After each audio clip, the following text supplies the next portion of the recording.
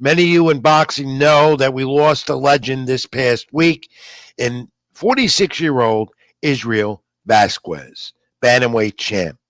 Too young, but had been suffering from cancer, and this caught us all by surprise that he was fighting the battle over the past year or so. A Mexican warrior, three-time world champ, 46 years of age, known as El Magnifico. 4 fights with Rafael Marquez. They split all 4 between them.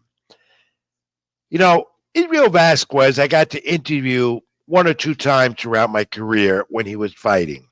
And I will tell you this, a Mexican warrior, pleasant, and a fighter that showed why he was known as El Magnifico.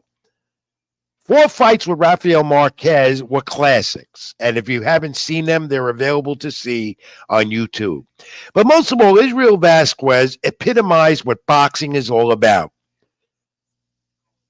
Poor young man out of Mexico in a small town, walks in the boxing gym, develops his skills with the trainer, and then works his way into becoming a world champion. 3 times, in fact, which isn't easy to do.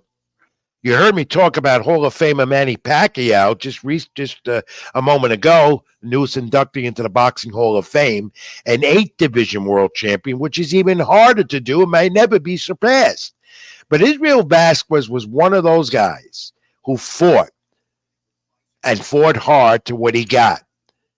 Became that champion that we'll never forget. And the boxing world mourns a loss because he was a great ambassador for the sport well after his career ended. You'd see him at ringside at major fights. The Mexican fighters now and of the past would always greet him with grace because they know what his attributes were and how he contributed to the sport. So rest in peace, Israel Vasquez. I'm sure we'll meet again, and the boxing world will mourn the passing of a great legend.